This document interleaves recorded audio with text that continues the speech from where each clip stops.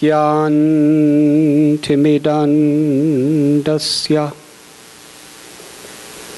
ज्ञानाञ्जनाशलाखाया चक्षुरुन्मीलितं येन तस्मै श्रीगुरवे नमः।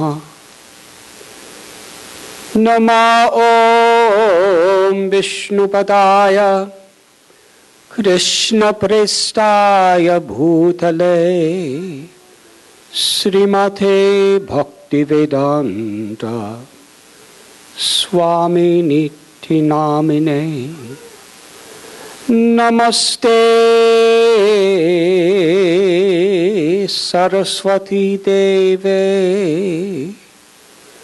गौरवाणी प्रचारिणे निर्विशेषा शून्यवादी पाश्चात्यदेशधारिणे।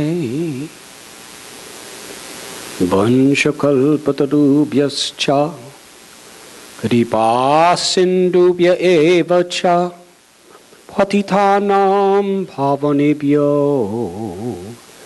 वैष्णवेभ्यो नमो नमः। हे कृष्णा करुणा सिंधु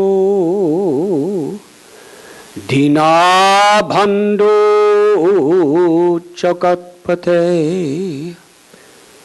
गोपेशा गोपिका कान्त राधाकान्त नमोस्तुते। तप्त कंचन गौरांगी राधे वृंदावनेश्वरी वृषभानुसुते देवे प्रणमामि हरिप्रिये। श्री कृष्ण चैतन्य प्रभु नित्यानंद श्री अद्वैत गदाधर श्रीवासदि गौर भक्तवृंद। हरे Krishna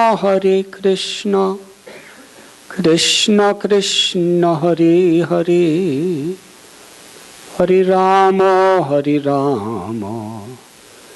Ram Ram Hare Hare.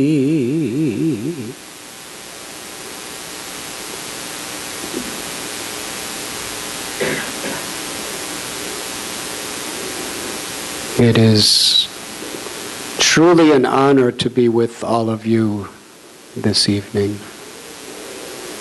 My sincere gratitude to Shriman Hari Vilasji, Kalyan Ramanji, and to all those who have helped to organize this event, and especially to each and every one of you for so kindly being with us this evening. I was asked to speak something about the book that I have written entitled The Journey Home, and also the subject Yoga of the Heart. Some years ago, I was sitting minding my own business in the New Delhi airport, just waiting for my flight, which was expectedly delayed. A lady came up to me and said the Union Minister for the Environment and the Ecology for all of India was sitting close by, and she wanted to speak to me.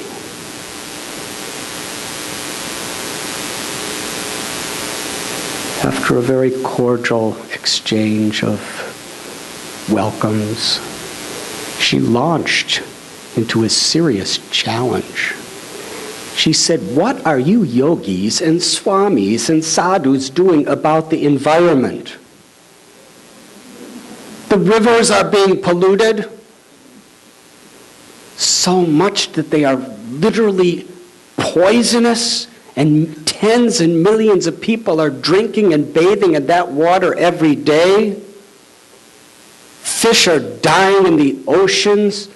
The air is polluted. There's massive amounts of toxic waste being put into the earth, and you're sitting in your ashrams and in your forests meditating and praying and chanting your mantras. What are you doing for the ecology?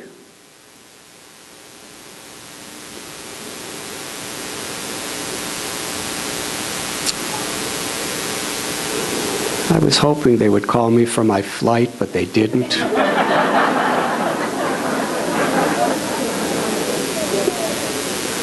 And suddenly people started gathering around to hear, what is the sadhu going to do in this situation? I replied, if a person has boils on their body due to a disease in the blood, then yes, you have to deal with the symptoms.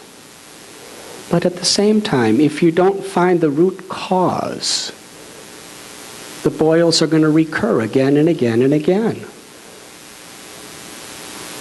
Similarly, the pollution of the environment today, we have to deal with the symptoms, and that you're doing, trying to clean the rivers and so forth. But what is the root cause of it? It is pollution in the ecology of the human heart. Toxic greed is what's causing people to pollute the world. Unless that is clean, even if you clean every river, the ocean, all the land and the air, it is guaranteed it will all be polluted again. The root cause of the problems of the environment is pollution in the ecology of our minds. Spirituality, yoga, true religion is meant to achieve this purpose.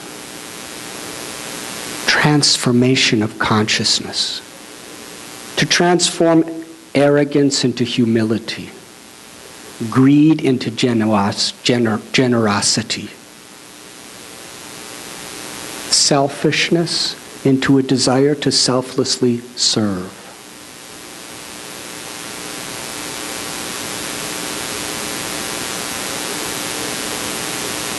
Within all of us is a living force.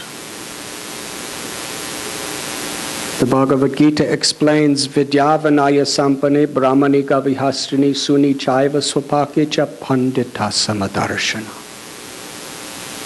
True wisdom is not simply an accumulation of data in the brain. True wisdom is the capacity to see every living being with equal vision.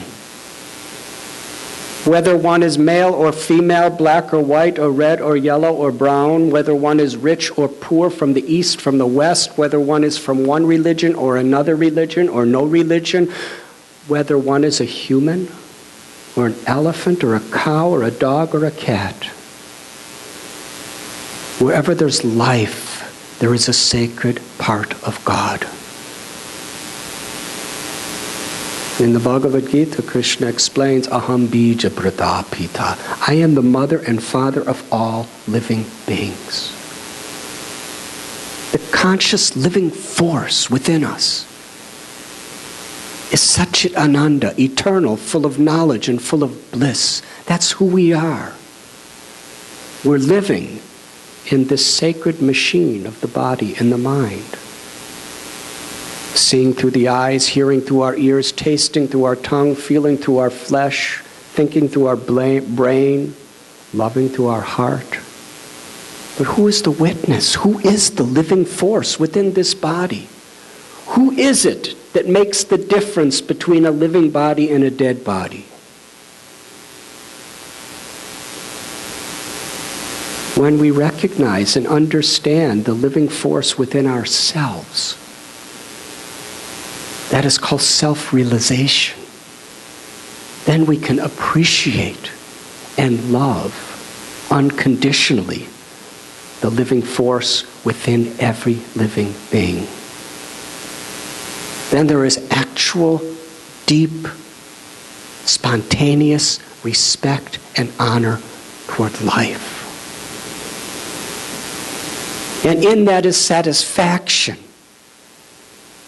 where we don't need to be egoistic and greedy and envious. We don't need to compete on the basis of this ego and greed with each other. Rather, we can have healthy competition that's ultimately meant for everyone's good. Unless human beings learn this art of cleaning the ecology of the heart, that's what meditation, that's what prayer, that's what chanting of mantras is for. To cleanse the heart of all these anarthas or unwanted dirty things that cause us to pollute others and pollute the world. And allow the true love of the true self, the Atma, the soul, to shine through in whatever we do. Whether we're doctors or lawyers, or farmers or engineers, or politicians or soldiers, or housewives or teachers or students, or even swamis. Whatever we do, we're meant to work together for this purpose.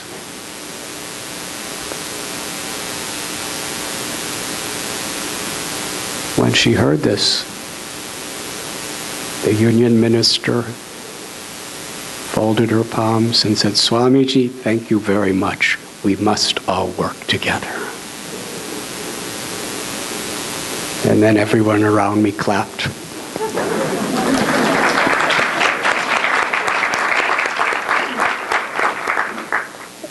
And there was still a delay on my flight.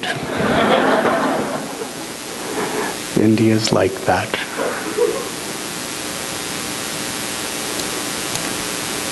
There's a beautiful verse in the Srimad Bhagavatam, which Kalyan referred to. Savai pungshang paro dharmo yato bhaktir hokshaje ahoiti apratihata yayatma suprasidati. It explains the supreme dharma. Dharma means the supreme occupation, the supreme religion, the supreme spiritual path. It's not about being a Hindu or a Muslim or a Christian or a Jew or a Jain or a Buddhist or a Sikh or a Zoroastrian or a yogi or a yogini. True religion is that which brings us to the state of consciousness where we want to serve God and show compassion to others with unconditional love. Unconditional means not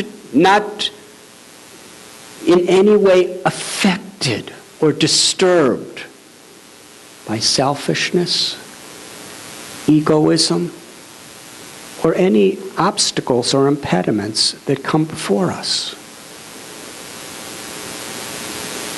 To love God is expressed in this world through deep and true compassion to all beings. Wherever we find that quality, that is true religion. Unfortunately, Because human beings are so inclined toward identifying with superficial things. What my guru, Srila Prabhupada, would sometimes say, that human civilization is so much obsessed with unnecessary necessities. We identify with the ritual, we identify with the names, with the colleagues that we're associated with. But what is the essence? What is the purpose? I struggled with this my whole life. In this book, The Journey Home, it is the story of how I dealt with that struggle.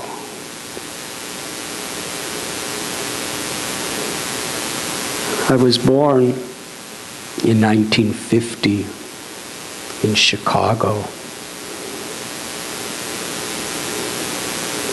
When I was 4 years old, my parents, they bought a plot of land and a house that they built for $2,000 down.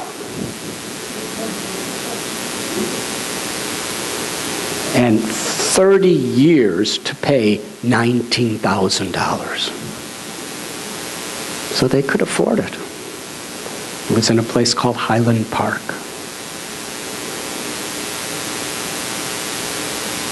And as a small child,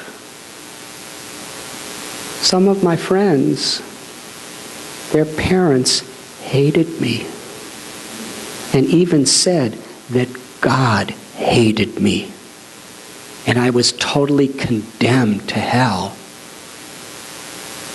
because I was born in a Jewish family. When I heard this at 7 years old, it deeply hurt me. I couldn't rationalize or intellectually, philosophically sort it out. For adults, the parents of my friends, to think of me this way, simply caused confusion and pain. What is this God that inspires so much hatred? That's what I was thinking. Because everyone was telling me that God is the God of love. But it just didn't seem that way.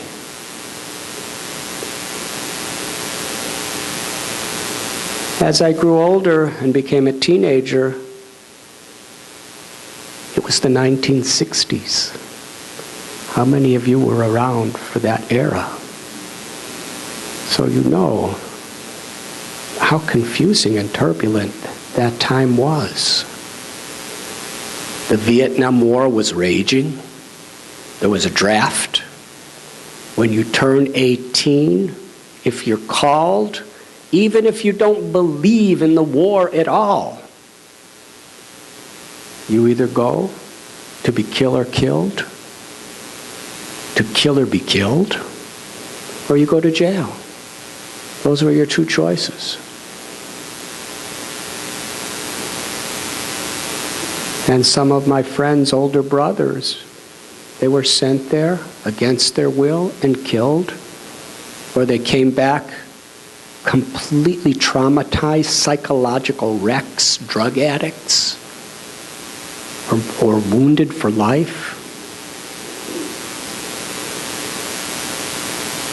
In Grant Park, during the Democratic conventions, there were people asking many questions. I went there, and I was tear gassed and chased by club police who were beating brutally. By God's grace, I was a fast runner. And we were told that these were the people protecting our freedom. Didn't make sense.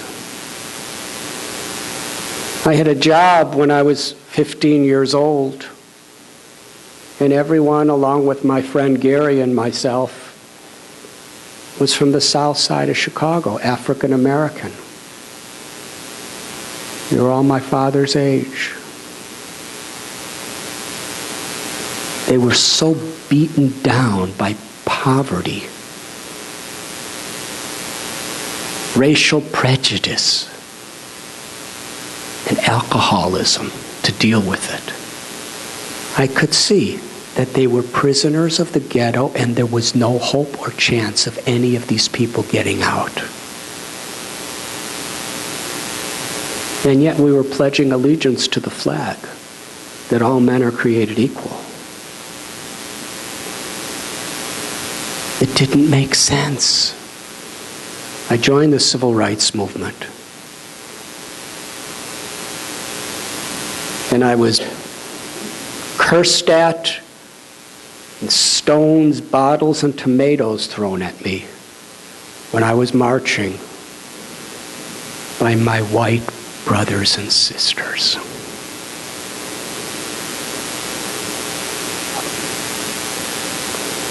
In the counterculture, we grew our hair long, not as a fashion or a style, but as a statement of what we believed, that there has to be a change in this world. It's just not right. And it was passionate. I heard a statement that affected my heart very deeply. If you don't have an ideal, if you do not have an ideal that you are willing to die for, you really have nothing very important to live for. I wanted to find that ideal.